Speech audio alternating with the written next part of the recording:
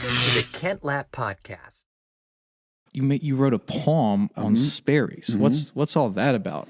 Well, I published a book of poetry in 2013, I think.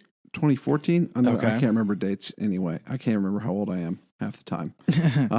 But yeah, one of the poems that was in the book was about that restaurant.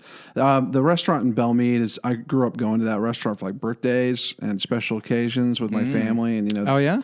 Yeah. So that's like one of the old OG, like old Nashville, like towny steakhouses. And okay. So what they did, if you haven't been to that location, what they did in Cool Springs is they put the Cool Springs location. And when I went in there, I was shocked because it was like Disney quality, like reproduction of the original steakhouse in Belmead. Okay. Yeah.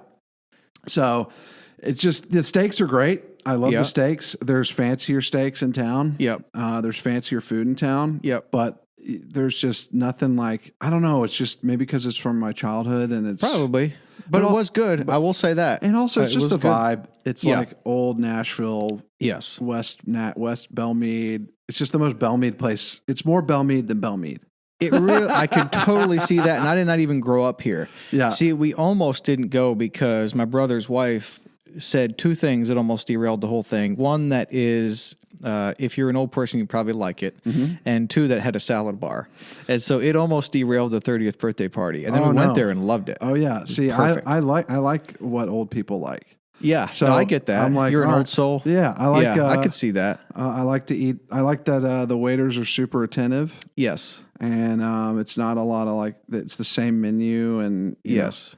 And the real heads know about it too. Like, I mean, I was eating there one evening last year and we got up and our friends were coincidentally or providentially eating next to us at the table next to us. And we get up and they text us later and we're like, oh, when you left, John Prine and Bill Murray came and sat down at your table. And like, they just kind of slid in there and ate food. And now forgive me, who are those guys? Bill Murray, the actor. And like Caddyshack. Yeah. And John Prine is a famous, I guess you call him Americana country artist who he actually just died.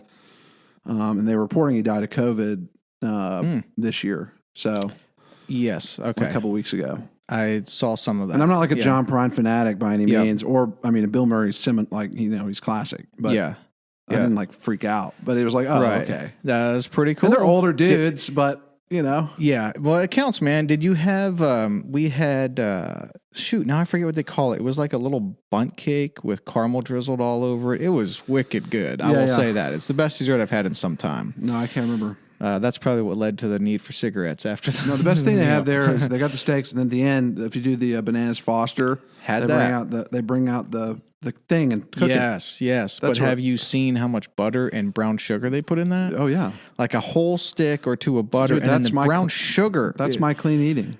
Dude, the brown sugar, I kid you not. Okay, the best would be your water glass right there. Right. It was about as much water as you had in there right now. There was two of those things, brown sugar they dumped in there. So much butter and brown, but it was very good.